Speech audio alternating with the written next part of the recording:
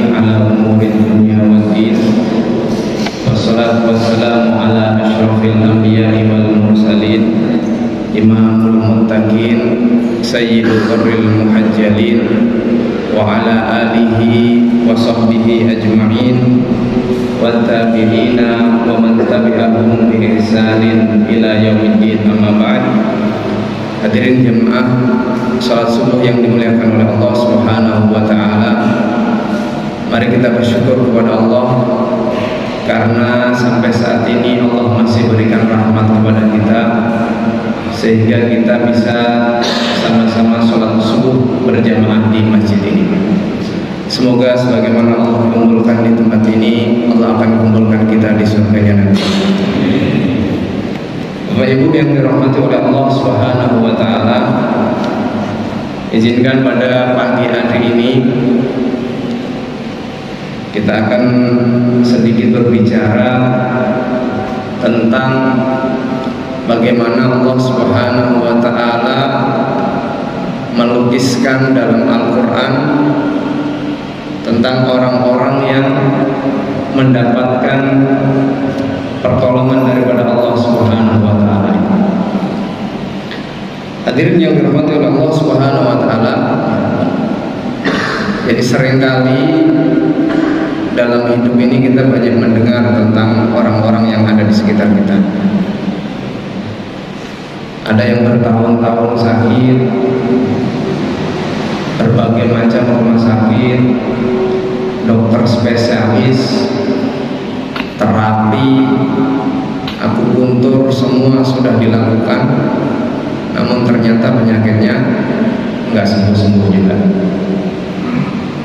Ada pemuda yang bertahun-tahun pengen menikah, padahal followernya banyak, teman Facebooknya banyak, teman kantornya banyak, namun ternyata jodohnya nggak ketemu juga.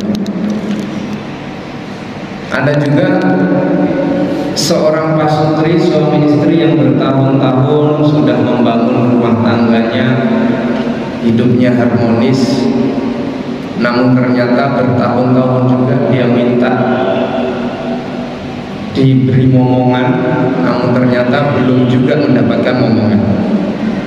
Padahal berbagai macam dokter spesialis, dokter kandungan, program hamil, bayi tabung, semua sudah dilakukan, namun ternyata belum juga dikaruniai anak oleh Allah Subhanahu wa taala.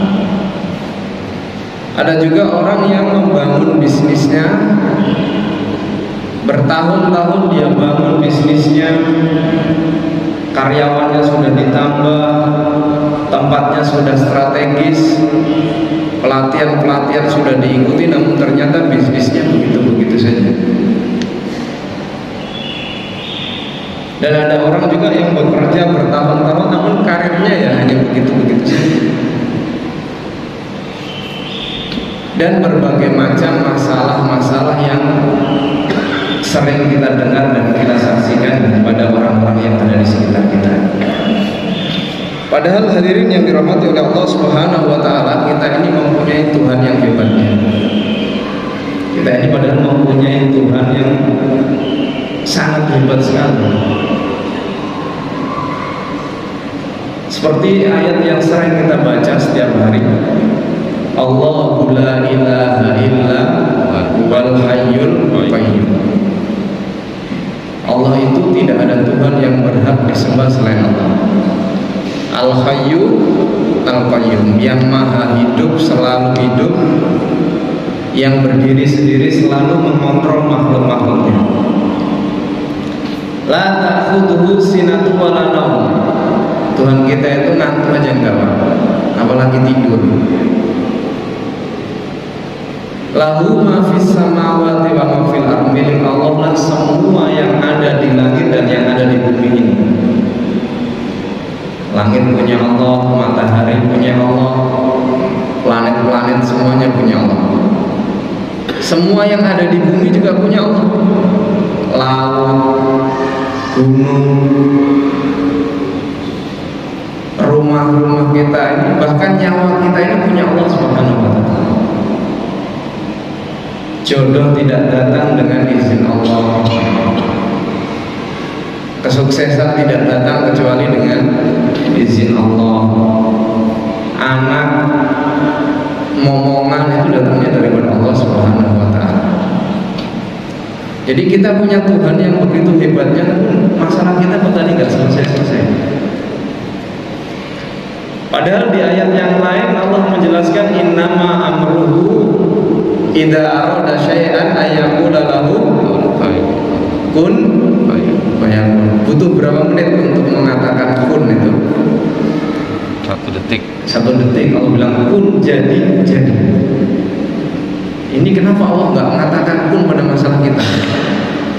Padahal penciptaan Nabi Adam, penciptaan Nabi Isa dengan kun, nggak harus ada suami istri, Nabi Adam bisa keluar. Nggak harus ada seorang ayah, Nabi Isa juga bisa keluar. Apalagi cuma masalah jodoh, masalah penyakit, tentunya kan gampang sekali. Di ayat yang lain Allah mengatakan ud'uni astajib lakum, minta kepadaku pasti aku akan jawab. Allah kan gitu. Ini minta bertahun-tahun kok nggak dijawab-jawab juga. Masalahnya apa?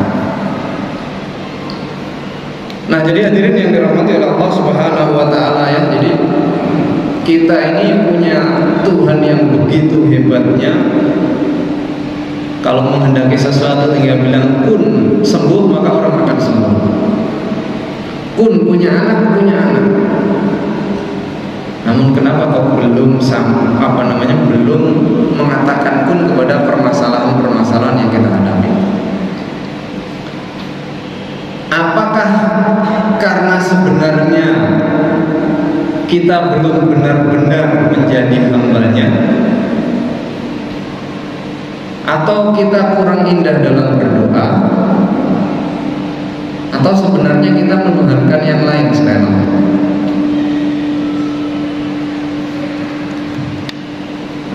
Nah, hadirin yang dirahmati oleh Allah Subhanahu wa Ta'ala, Ibnu Athaillah ya, menjelaskan salah satu bukti seseorang itu bergantung kepada selain Allah adalah ketika apa yang dia usahakan itu tidak sesuai dengan hasilnya, maka dia kecewa. Ya, jadi bukti bahwasanya seseorang itu bergantung kepada selain Allah atau bergantung kepada ikhtiarnya itu sendiri, kepada usahanya itu sendiri, bukan bergantung kepada Allah, adalah dia kecewa ketika apa yang sudah dia lakukan hasilnya tidak sesuai dengan yang dia lakukan. Saya kan sudah ke rumah sakit, ke dokter ahli, dokter spesialis, kok nggak sembuh-sembuh juga. Dia kecewa. Nah, memang bukan dokter yang menyembuhkan, tapi siapa? Allah. Bukan dokter spesialis yang menyembuhkan, tapi Allah. Nah, dia kecewa karena dengan ke dokter dia yakin dokter inilah yang menyembuhkan, makanya dia kecewa. Berbagai macam program hamil sudah saya lakukan, nggak hamil-hamil juga. Memang bukan obat itu yang membuat seseorang jadi hamil, tapi yang mengizinkan adalah Allah. Ini pelatihan sudah saya ikuti semuanya, karyawan ditambah, dilatih, tempatnya strategis, omsetnya tetap segini-gini aja. Dia kecewa. Memang bukan tempat itu yang menyebabkan seorang jadi lancar bisnisnya, tapi izin siapa? Allah. Nah, jadi kurang melibatkan Allah di sini. Jadi Allahnya nggak dilibatkan.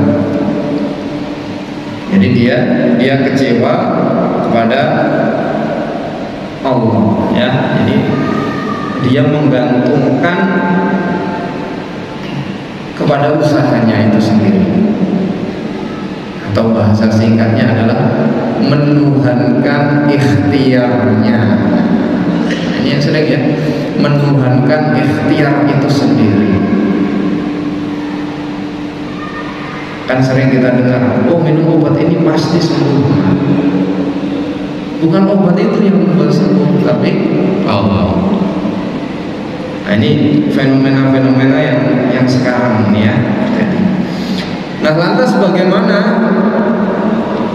gambaran atau bagaimana polanya Allah menolong hamba-hambanya itu? Maka hadirin yang dirahmati oleh Allah Subhanahu wa taala,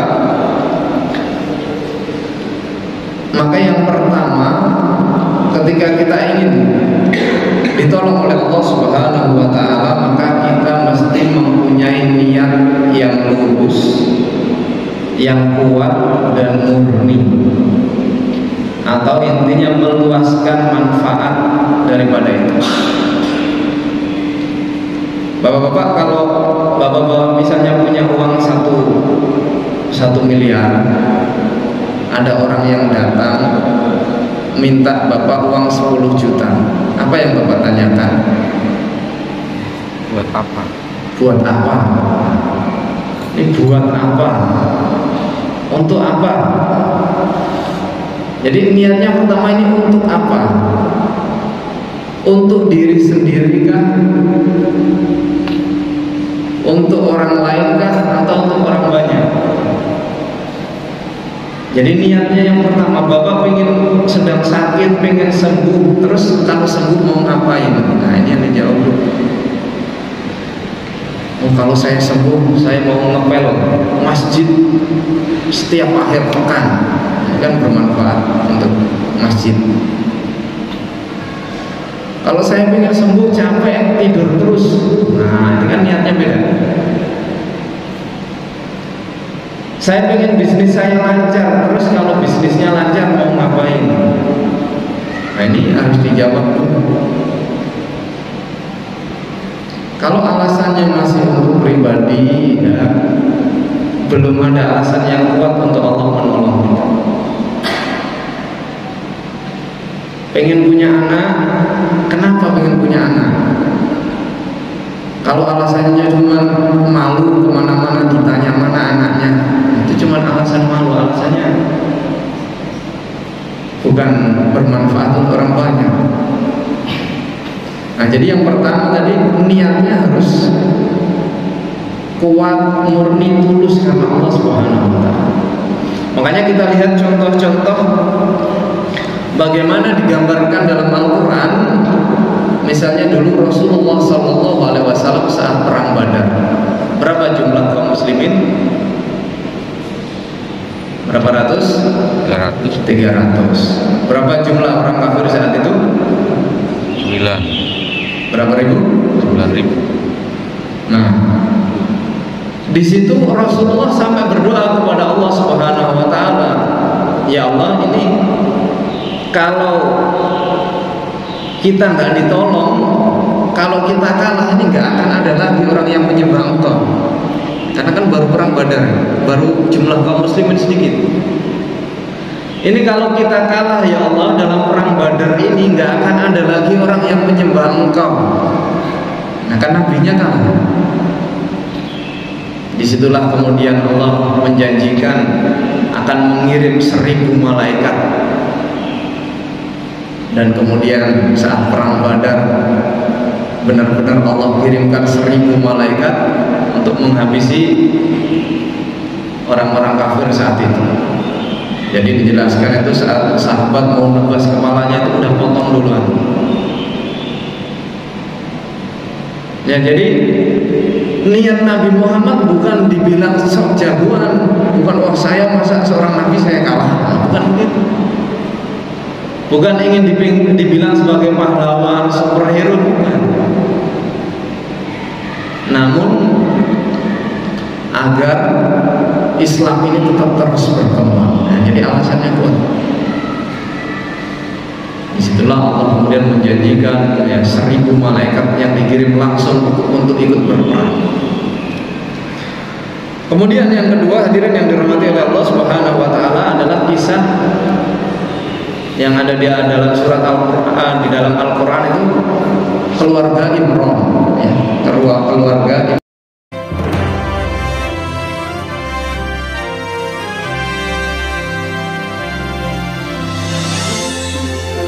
itu nggak punya anak. Sampai kemudian suatu hari dia lewat di samping Baitul Maqdis. Lewat di samping Baitul Maqdis, dia lihat itu kok ada burung ngasih makan anak-anaknya. Di situ kemudian keluarga Imran bernazar, kalau saya punya anak, nanti anak saya akan saya suruh ngabdi di masjid Baitul Maqdis tadi. Jadi bukan malu nggak punya anak, bukan. Tapi dia pengen punya anak. Nanti kalau punya anak, saya bernazar anak saya ini akan saya suruh mengabdi di masjid. Kemudian ternyata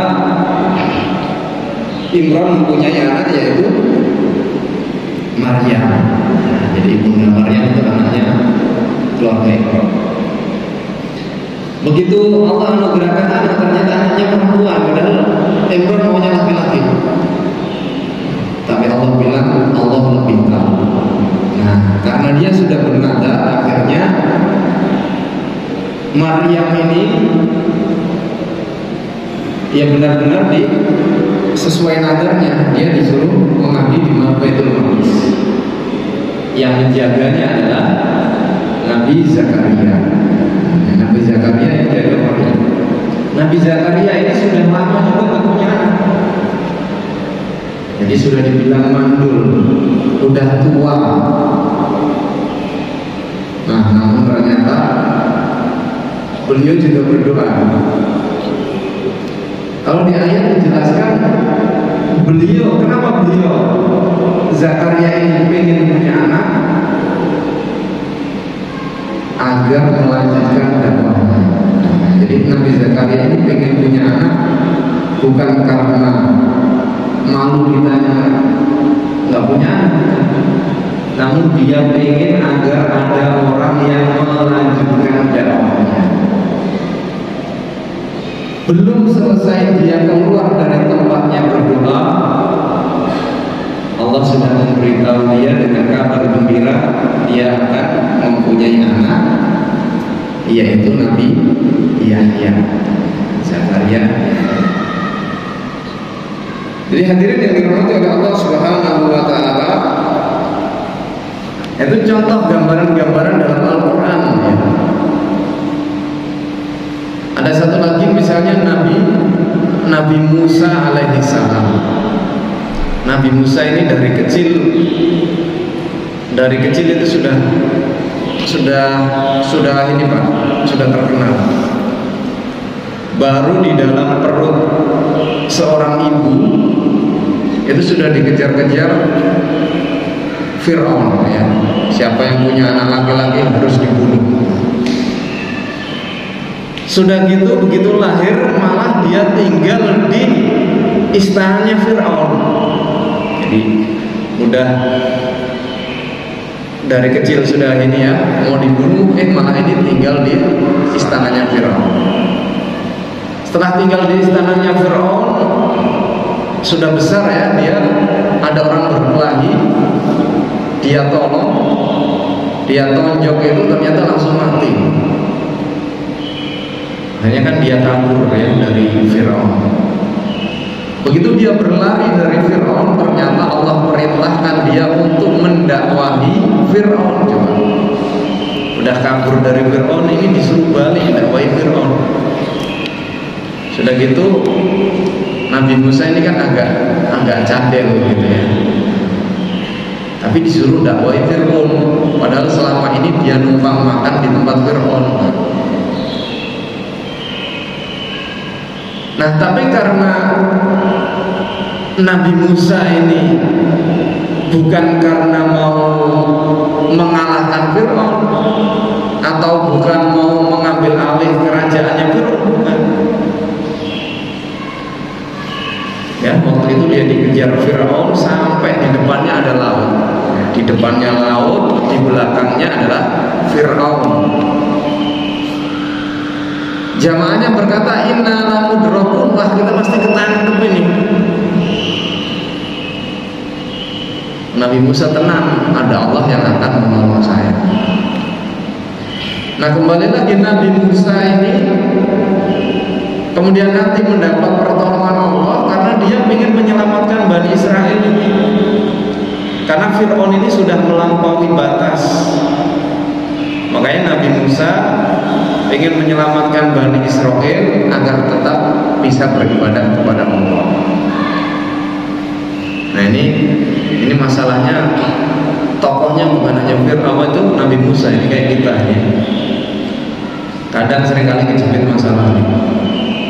Sudah waktunya bayar SPP, di PHK juga, cicilan waktunya bayar. Nah, ini kejepit banyak masalah ini. Padahal uangnya nggak ada.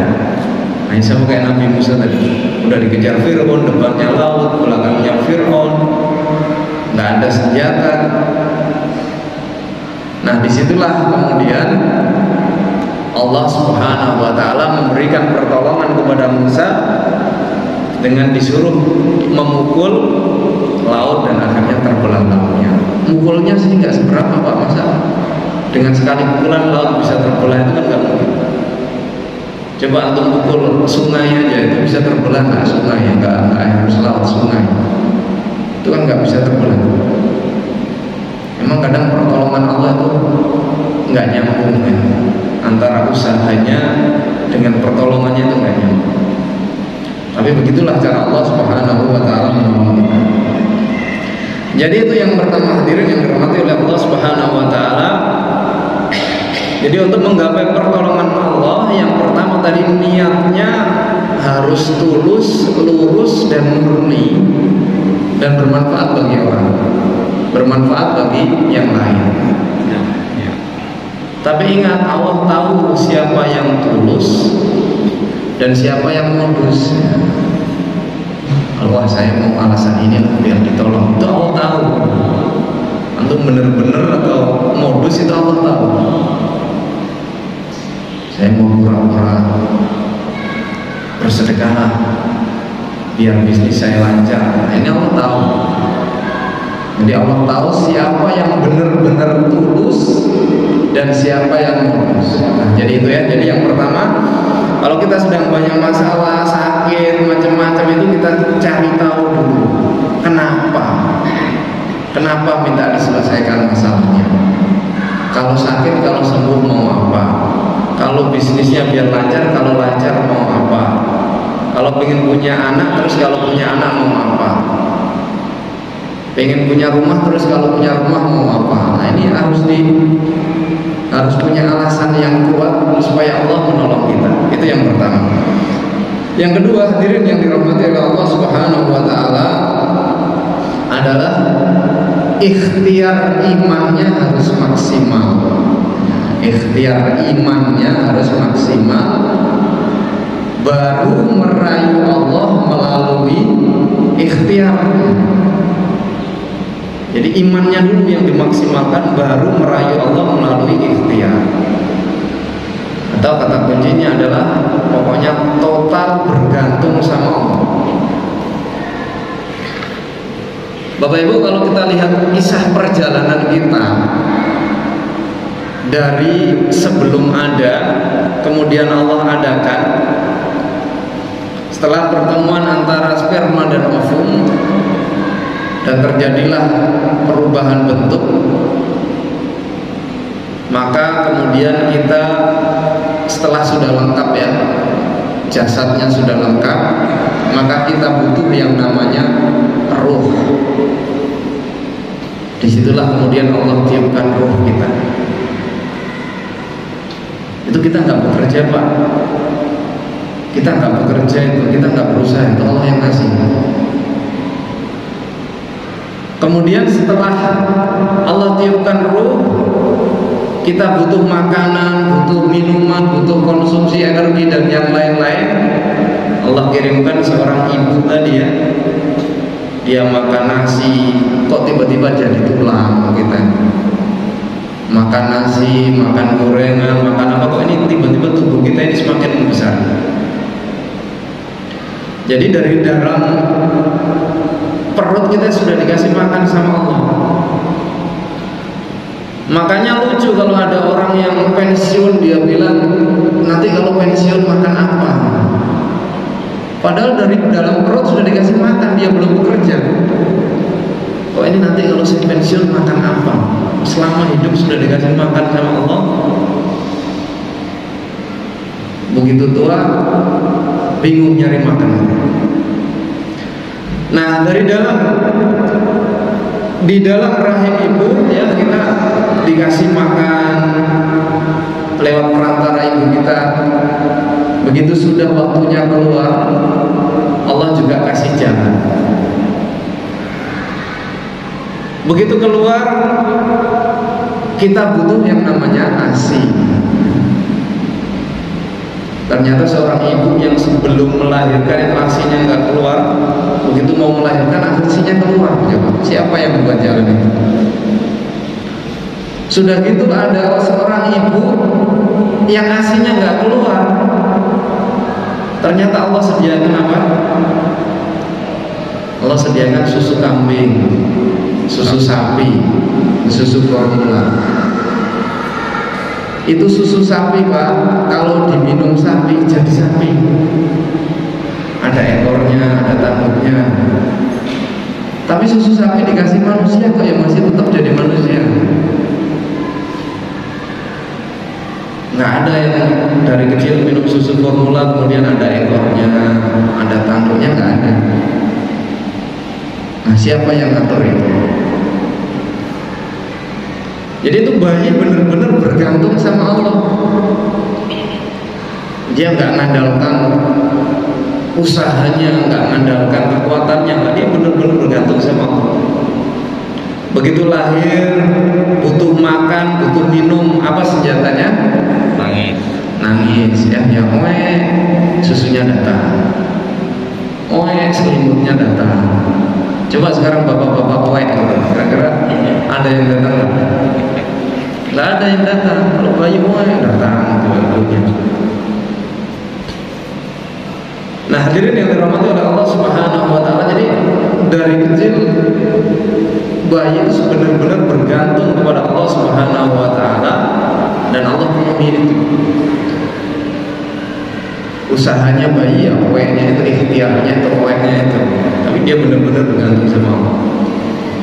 Nah kita kemudian mulai besar, mulai punya usaha, mulai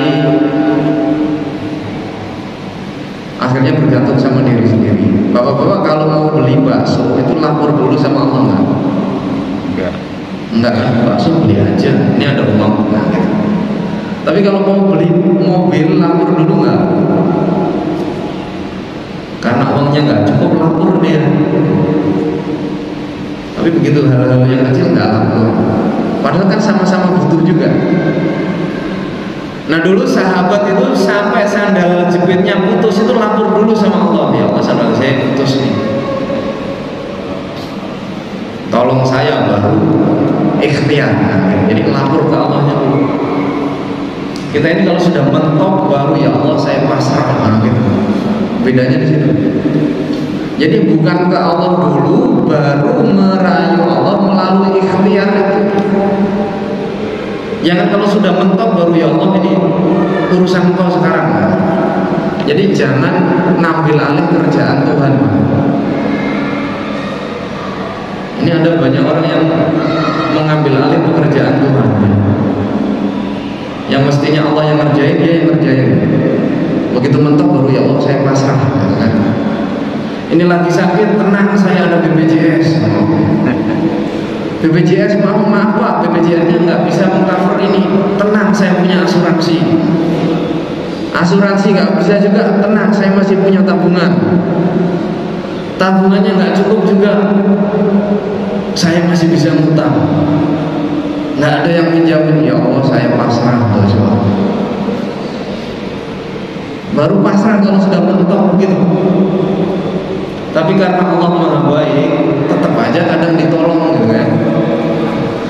Nah makanya ini kalau mau cepet ya dari awalnya, ya. Dari awal itu ke Allah dulu, baru ngerayu Allah melalui ikhtiarnya itu. Jadi jangan dibalik. Ada kisah yang fenomenal dulu ya di tahun 2000-an, 2010-an tentang kisah tukang bubur naik haji. Ini tukang bubur naik haji ini pengen pergi haji, pengen hajikan orang tuanya karena orang tuanya sudah sepuh. Kemudian yang dilakukan adalah dengan jualan bubur. Setiap hari mungkin untung 2.000, untung 5.000 dia kumpulkan. Temennya nanya, ente jualan bubur ini sampai kapan bisa pergi haji? Nah, tukang buburnya jawab apa? Bukan uang hasil jualan bubur ini yang akan memberangkatkan saya haji, tapi siapa? Allah. Jadi dia yakin ke Allahnya. Jualan bubur itu hanya upaya dia untuk meyakinkan Allah, merayu Allah bahwa saya benar-benar loh mau berangkat haji. Jadi itu hadirin yang dirahmati Allah Subhanahu wa Ta'ala. Jadi kita harus melibatkan Allah. Nah ini kadang ibu-ibu, Bu masakannya kok enak. Ibunya jawab apa? Siapa dulu dong yang masak? Saya. Masa cabai diaduk-aduk sudah jadi makanan enak itu siapa yang rajin? Bu anaknya kok pinter? Iya dong. Siapa mamanya? Emang ibunya. Masa anak cuma diajarin baca aja jadi pinter itu siapa? Makanya banyak di Al-Quran ya Allah suruh kita memperhatikan. Coba perhatikan pohon itu. Apakah kamu yang nanam ataukah aku, kata Allah. Biji kita siram-siram tiap hari kok keluar batangnya, keluar daunnya, itu gimana ceritanya? Begitu sudah gede, ini kalau bukan saya yang nanam, kalau bukan saya yang nyirami tiap hari, ini gak jadi pohon ini coba.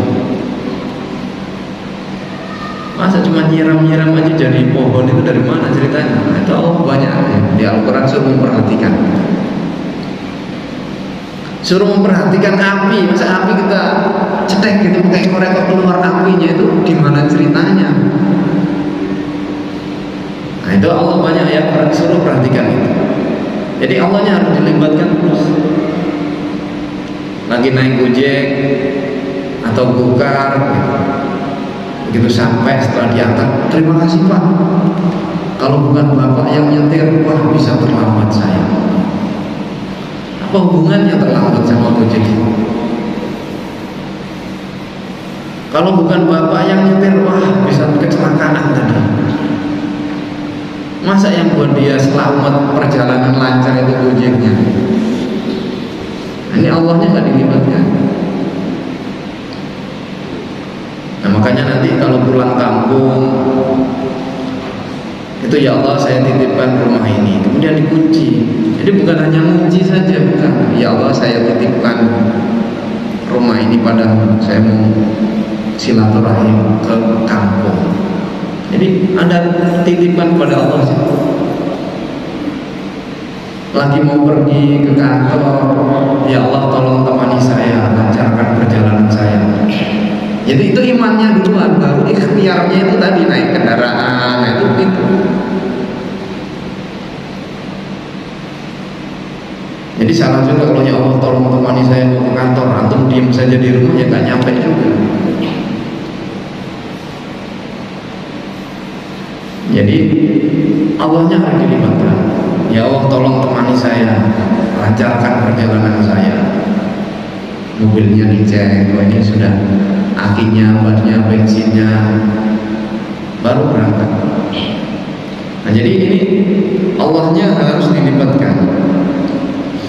Hadirin yang dirahmati oleh Allah Subhanahu wa Ta'ala, satu kisah lagi tentang ini, masalah tentang Ibunda Hajar ya. Nabi Ibrahim punya anak namanya Ismail. Allah perintahkan Nabi Ibrahim untuk pergi ke Mekah, ya, dulu masih belum ada Ka'bah, ke padang pasir. Begitu sudah sampai di sana, Nabi Ibrahim disuruh meninggalkan anak dan istrinya. Nabi Ibrahim nggak tega, akhirnya dia pergi, Pak, nggak mau lihat ke belakang. Istrinya nanya, kenapa kamu tinggalkan kami? Nabi Ibrahim, kenapa kamu tinggalkan kami? Ibrahim nggak jawab. Karena istrinya soleha, pertanyaannya diganti. Ibrahim, apakah Allah yang menyuruhmu ini? Nabi Ibrahim, ya. Kalau begitu, saya yakin Allah tidak akan menyia-nyiakan saya. Nah, istrinya begitu. Banyak ibu, kalau suaminya lagi pergi, pertanyaannya satu, Allah yang nyuruh enggak? Kalau Allah yang nyuruh silakan, Pak. Gitu. Kalau enggak, di rumah aja, gitu ya. Kalau suaminya mau goyang sepeda, tanya, itu Allah yang nyuruh enggak? Iya, ya udah bismillah, gitu. Kalau enggak, itu saya iseng-iseng aja. Bisa dicegah. Nah, jadi ketika Nabi Ibrahim meninggalkan Ibunda Hajar dan anaknya di padang pasir, saat itu enggak ada air, IC-nya habis. Ismail menangis, ya, menangis minta minum, minta susu.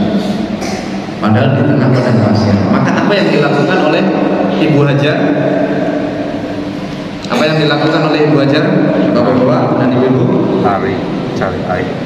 Lari cari air dari Safa dan Marwah. Itu kalau nyari air, Pak, sudah tahu di sana nggak ada, mestinya nyari ke samping. Samping kanan, oh nggak ada, samping kiri. Samping kiri nggak ada, ke belakang. Mestinya gitu kalau nyari air. Tapi dia karena yakin kepada Allah, dia nyari Allah. Ya Allah, saya yakin Engkau akan memberi saya air. Tapi inilah yang bisa saya lakukan untuk merayu Engkau. Dia lari ke sana, yang bolak-balik. Kenapa cuma 7 kali? Karena setelah 7 kali itu sudah nggak kuat lagi.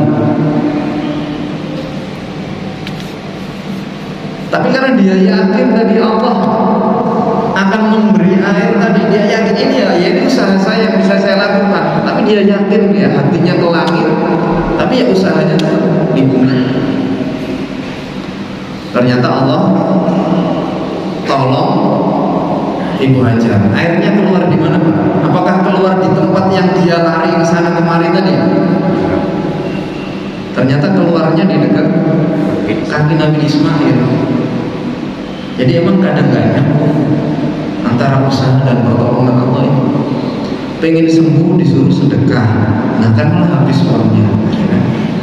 Emang kadang nggak nyambung kalau dipikir sama pikiran kita. Mau sembuh, mau lancar, disuruh banyak sedekah, ya malah habis uangnya. Nah, itu kan kalau menurut itu.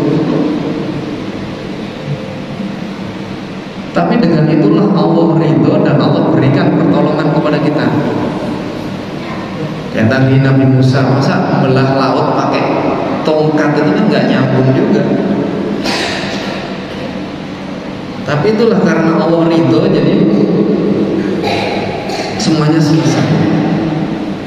Jadi hadirin yang dirahmati oleh Allah Subhanahu wa Ta'ala. Jadi yang kedua ini ya, benar-benar total bergantung sama Allah.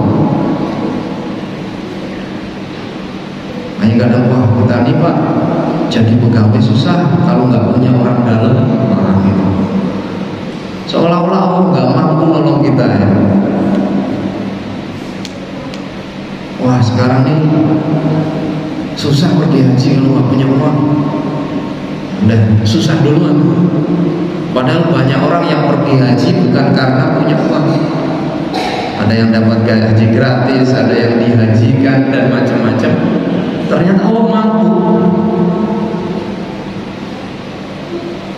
Jadi itu yang kedua, hadirin yang dirahmati oleh Allah Subhanahu wa taala. Jadi total benar-benar bergantung sama Allah Subhanahu wa taala. Jadi kata kuncinya tadi ke Allah dulu, baru merayu Allah melalui ikhtiar. Ya. Jangan saya bisa begitu mentok baru pasrah. Bukan, pasrah dulu baru merayu Allah melalui ikhtiar. Ada yang anaknya nakal gitu kan, dia capek, ini sudah diberitahu berkali-kali nggak baik-baik juga, sudah dipondokkan nggak baik-baik juga. Nah itu kita jangan jadi Tuhan mau merubah orang. Nabi saja yang kekasihnya Allah nggak mampu merubah pamannya untuk masuk Islam. Itu Nabi. Karena memang merubah orang itu bukan kerjaan kita. Itu hanya Allah yang bisa merubah orang. Pamannya Nabi Muhammad. Padahal Nabi loh yang ngomong. Paman katakan la ilaha illallah. Nanti saya biar bisa bernegosiasi sama Allah. Itu Nabi yang bilang. Saudaranya, apakah kamu benci dengan agama Abu Thalib? Ini pamannya Nabi ini orang yang ingin diterima banyak pihak. Pamannya Nabi Muhammad bilang, "Qul la ilaha illallah," katakan la ilaha illallah paman. Nanti saya biar negosiasi sama Allah. Satu lagi, apakah engkau benci dengan agamanya agama kakekmu itu ya, kakeknya Nabi Muhammad. Nah jadi ini teman sangat berpengaruh. Makanya temannya ngajak gue 5 meter ya, ngajak gue 1 kilo ikut. Temannya ngajak ke masjid, waduh capek nih puasa-puasa. Teman berpengaruh. Nah ini makanya ketika kita ingin merubah anak kita, merubah keluarga kita, maka cara merubahnya adalah dengan merubah diri sendiri. Kita merubah diri sendiri dengan yang lebih baik, mohon kepada Allah. Allah lah yang kemudian akan merubah orang itu.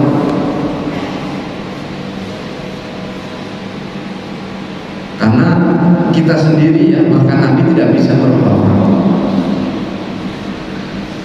Itu yang kedua, hadirin yang dirahmati Allah Subhanahu wa taala. Kemudian yang ketiga adalah husnudzon sama Allah. Allah itu maha halus. Ada yang takdir itu kadang buruk menurut kita, namun sebenarnya baik menurut Allah. Itu berapa banyak ya orang-orang itu kecewa. Ada kemarin kisah misalnya, dia bersama rombongan ya, dari Jambi atau dari Riau pergi ke Bandung. Salah satu temannya ketinggalan rombongan. Rombongannya sudah nyampe bandara, dia masih macet di perjalanan Bandung. Nah sebagai seorang yang ini mungkin dia kecewa, waduh macet, terlambat lagi, bayar pesawat lagi, kan kecewa kita. Begitu sampai di bandara, ya pesawatnya sudah berangkat, kecewa kan rasanya gimana kalau kita kecewa. Baru kecewa sebentar, ternyata dapat pengumuman bahwasanya pesawat yang mestinya dia tumpangin akhirnya kecelakaan. Di situ baru alhamdulillah yang bersyukur. Kan sering kali kita dulu ada mungkin yang ditolak berkali-kali ya, suka sama ini gagal, suka sama ini gagal. Namun ternyata akhirnya dia ketemu jodohnya yang lebih baik, yang lebih bagus, dan dia bersyukur, alhamdulillah. Coba kalau dulu saya nikah sama yang itu pasti nggak kayak begini. Padahal waktu itu kesel kan. Tapi ternyata sekarang alhamdulillah. Ada yang lamar kerja berkali-kali ditolak, kesel ya. Begitu diterima di tempat yang lebih baik, ya alhamdulillah. Ternyata gajinya lebih besar di sini, lebih enakan di sini daripada di sana. Coba kalau dulu saya diterima di sana, pasti nggak kayak begini. Nah, kadang sering begitu. Padahal kita ini Pak, kalau misalnya dikasih hadiah nih, saya kasih HP ini nggak spesial. Coba kalau dikasih hadiah ini dibungkus pakai kardus yang gede gitu kan. Di dalam kardus ada kardusnya lagi, ada kardusnya lagi sampai kecil gitu, baru dibuka kan, itu dramatis sekali gitu kan. Spesial sekali gitu. Padahal kardusnya buka ya susah, buka kardus 1, buka kardus 2, kardus 3, kardus 4 sampai terakhir ternyata isinya adalah Apa itu? Nah ini sama, Allah kasih musibah itu jangan buru-buru. Waduh, Allah benci sama saya. Bukan. Jadi dibalik apa namanya? Dibalik batu ada apa? Jadi dibalik udang ada.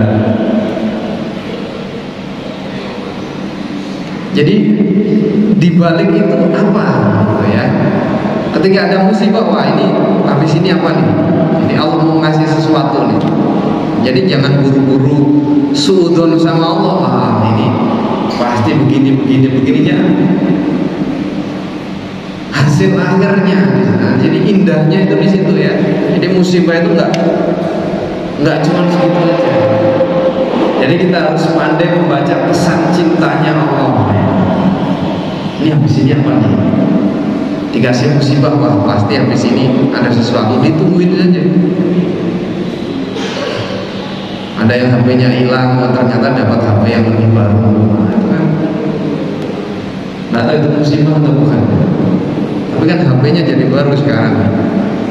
Nah, jadi banyak hal-hal yang kita buru-buru ya, buru-buru sudah jelek-jelekin Allah dulu.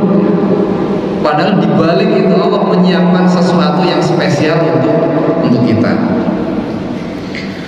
Jadi hadirin yang dirahmati oleh Allah Subhanahu wa taala, yang keempat ini adalah kita mesti total bersyukur sama Allah. Bapak-bapak kalau pernah ngasih uang 100.000 kepada pengemis, itu bagaimana responnya Pak? Kalau Bapak ngasih orang ya, kalau ngasih orang miskin ya, maksudnya kayak pemulung atau pengemis, itu Bapak kasih 100.000, itu dia akan mendoakan Bapak benar-benar gitu. Iya. Terima kasih Pak, semoga rezekinya lancar, usahanya lancar. Terima kasih Pak, kan kayak begitu, benar-benar tulus gitu. Tapi kalau ibu, ya bapak ibu ngasih orang yang ada di sini 100.000, ekspresinya gimana? Ya biasa. Ya biasa saja. Apa bedanya? Padahal sama-sama 100.000. Yang dikasih apa ya? Nah, apa bedanya? Kenapa orang yang itu bisa kayak begitu ekspresinya, sedangkan kita biasa-biasa saja? Kondisi orang. Kondisi orang. Nah, jadi akar masalahnya adalah rasa tidak memiliki. Bapak-bapak, ibu-ibu pernah masih ingat dulu waktu anak pertama, punya anak pertama, gimana bahagianya? Nah, ya, kayaknya tiap jam itu anaknya difoto itu. Mungkin kalau dicek di memori HP-nya itu foto anak pertama lebih banyak. Kayaknya tiap dia bisa jalan di foto, gerak dikit di foto, tiap hari di foto. Itu karena apa? Karena sebelumnya belum memiliki anak. Karena rasa tidak memiliki inilah kemudian dia bersyukurnya luar biasa. Anak kedua, oh, saya sudah punya anak, jadi agak biasa. Anak ketiga, anak keempat udah beda. Bahkan mungkin namanya sudah gak apa gitu, karena sudah saking banyaknya. Tapi beda, anak pertama itu apa loh, dulu ini segini gini itu apa? Karena baru pertama, sebelumnya nggak memiliki. Nah ini sama orang miskin tadi dikasih duit, ekspresinya begitu mendoakan kita tuh karena dia benar-benar nggak punya. Kalau kita dikasih 100.000, saya sudah punya, biasa aja. Nah ini yang membuat kemudian kita kurang bersyukur. Nah makanya kata kuncinya bersyukur ini ya, rumah ini yang punya Allah, yang kita syukuri. Semuanya punya Allah, mobil punya Allah, semuanya yang kita syukuri, akhirnya kita akan bersyukuri. Kalau saya sudah punya itu akhirnya biasa-biasa aja. Jadi kata kunci dari bersyukur ini adalah merasa tidak memiliki. Itu Bapak perhatikan tukang parkir itu Pak, mobilnya bagus-bagus. Itu mobil bagus-bagus. Bila orang Punya orang, tapi begitu diambil sama yang punya ya biasa saja. Tapi tugas dia menjaga amanah itu sudah dia laksanakan. Tapi dia nggak sedih karena mobilnya diambil ya, karena dia tahu itu bukan punya dia, itu hanya titipan. Nah makanya orang sering berantem di jalan, mobilnya tabrak dikit jedor, wah. Jadi ekspresinya orang beda. Makanya bersyukur yang tepat adalah bersyukur yang walaupun saya bersyukur walaupun masih kontrak, saya bersyukur walaupun masih ini, saya bersyukur walaupun. Nah, jadi yang walaupun, bukan yang bersyukur yang saya bersyukur kalau ini, saya bersyukur kalau ini. Kemudian yang terakhir akhirnya yang dirahmati Allah Subhanahu wa taala adalah, kalau tadi kan masalah hatinya ya, hatinya ditata, bersyukur, niatnya dan yang lain-lain. Kalau berikutnya adalah ya lakukan dengan amal ya, semua yang diperintahkan oleh Allah yaitu ya dilakukan, atau disebut dengan takwa itu ya. Jadi takwa itu kan akumulasi dari kebaikan-kebaikan. Jadi nggak cukup cuma yakin saja, nggak cukup, kita harus ada amalannya. Jadi semua yang diperintahkan oleh Allah Subhanahu wa taala itu ya dilakukan. Ikhtiarnya yang dilakukan, cuma tadi yang masalah ikhtiar yang tadi kita bahas, bukan dialah sebabnya, namun dia hanya perantara. Jadi itu yang dapat saya sampaikan pada kali ini. Kemudian yang terakhir sekali adalah, dulu datang seorang sahabat ya, sahabiah yang perempuan datang kepada Rasulullah, ya Rasulullah, saya ini punya penyakit ayam. Kalau penyakit ayam ini kambuh, saya bisa telanjang, ngamuk-ngamuk. Tolong doakan saya. Rasulullah sudah ngangkat tangannya mau mendoakan, datang malaikat. Ya Rasul, Allah ngasih dia dua pilihan. Engkau doakan kemudian sembuh langsung, atau dia tetap begitu, tapi setiap dia kambuh, dosa-dosanya akan berguguran. Pilih mana kira-kira? yang kedua. Yang kedua atau yang pertama? Yang penting sembuh, nanti amalan bisa saya cari gitu kan. Atau itu, setiap ada masalah saya yakin ya Allah akan gugurkan dosa-dosa kami. Tapi kalau gitu sahabiah jawab, kalau begitu ya Rasulullah, saya pilih yang kedua. Nggak apa-apa saya kayak begini, tapi tolong doakan saya ini kalau lagi kambuh, ini auratnya terbuka, tolong ditutupin itu aja. Akhirnya tiap dia kambuh, malaikat menjaga itu, jadi sehingga auratnya nggak pernah kelihatan. Nah, jadi bisa jadi setiap masalah yang kita hadapi ya, kita sudah melakukan banyak hal, sudah ini, kok yang belum Allah tolong juga. Ya kita husnudon, semoga setiap masalah yang kita hadapi ini akan mengurangi, menggugurkan dosa-dosa kita semuanya. Demikian, semoga sedikit ini yang bermanfaat.